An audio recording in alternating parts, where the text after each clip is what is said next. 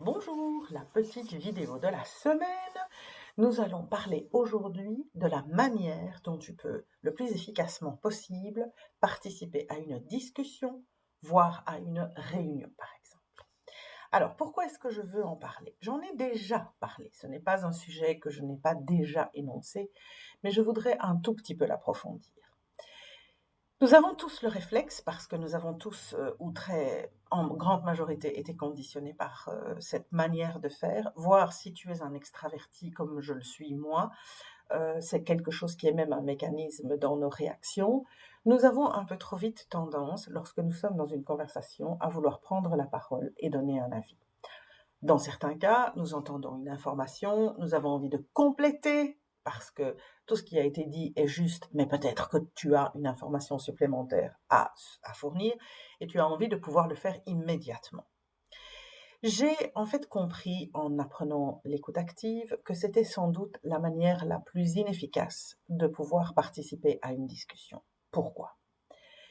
Pour de multiples raisons que tu m'auras déjà entendu énoncer, comme par exemple simplement le fait de ne pas prendre le temps d'écouter ce que les autres ont à dire.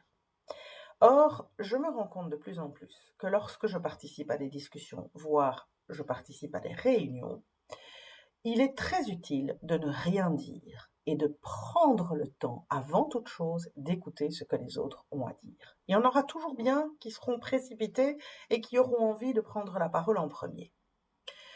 Quand tu prends le temps de vraiment écouter ce que les autres ont à dire, tu arrives à différentes situations. La première, c'est que tu te rends compte que ce que tu voulais peut-être compléter dans ce que quelqu'un d'autre a dit a été complété par quelqu'un d'autre. Tu n'as pas besoin de le répéter. Tu peux par contre le mettre en emphase quand ton tour sera venu de parler. Mais tu peux aussi apprendre en fait de façon plus globale ce qui se passe dans la discussion. Alors, quand je pense à ça, je pense par exemple à des situations où tout le monde échange sur un sujet et tu te rends compte qu'il y a un élément dans cet échange qui est totalement oublié par tout le monde. Et donc, quand tu vas enfin prendre la parole, tu vas pouvoir résumer ce qui a éventuellement été dit, insister sur les points qui ont été mentionnés par différentes personnes et éventuellement apporter ce que tu peux compléter à cette discussion, voire arriver avec ce fameux aspect de la discussion que personne n'a énoncé et qui a été peut-être omis durant tous les échanges qui ont eu avant. Il y a différents aspects que je trouve utiles dans cette approche. La première chose, c'est que tu peux faire référence à ce qui a été dit et tu peux pointer du doigt les personnes qui l'ont mentionné. Quand tu fais ce genre de choses, tu montres à ces personnes que tu as écouté ce qu'ils ont dit et que tu as pris note que c'était eux qui avaient mentionné un élément ou un autre. Cela veut dire que la personne se sent valorisée, se sent reconnue et va être attentive à ce que tu vas dire. La deuxième chose, c'est que tu peux avoir le privilège de faire un espèce de résumé global de la situation, ce qui permettra à toutes les personnes qui sont autour de la table ou qui sont en discussion avec toi de pouvoir faire le point sur ce qu'ils ont retenu de cette discussion et avoir quelqu'un qui résume encore un peu plus pour s'assurer que tout le monde est bien d'accord sur tous les points qui ont été émis, énoncés ou choisis.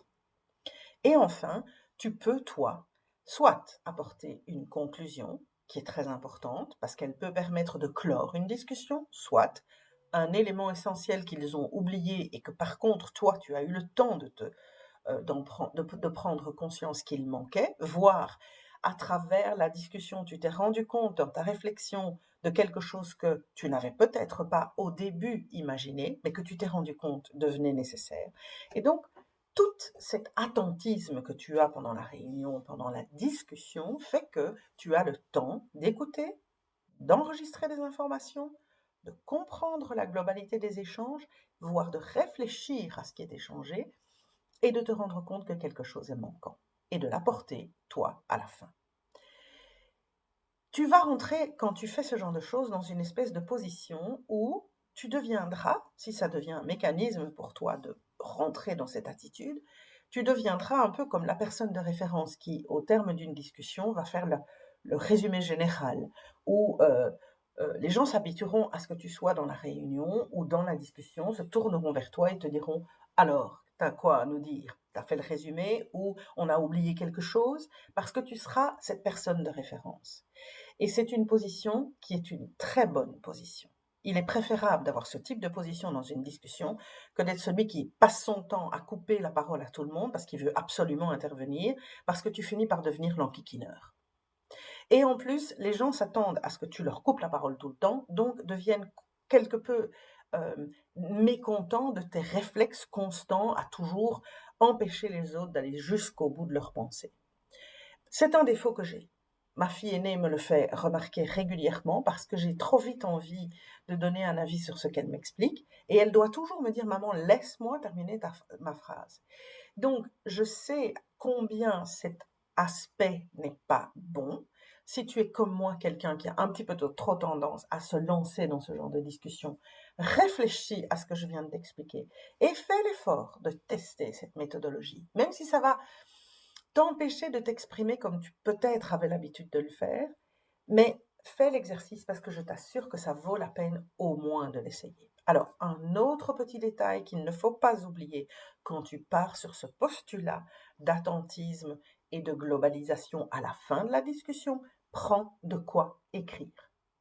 Je te demande pas de commencer à faire le résumé complet de la discussion, mais mets des mots-clés sur le papier qui vont t'aider soit à te souvenir de ce que tu voulais ajouter dans la discussion et de vérifier au terme de cette discussion si quelqu'un a pensé à cet élément, ou de prendre des notes de ce qui a été échangé, de qui a dit quoi, parce que ça peut éventuellement t'aider à pouvoir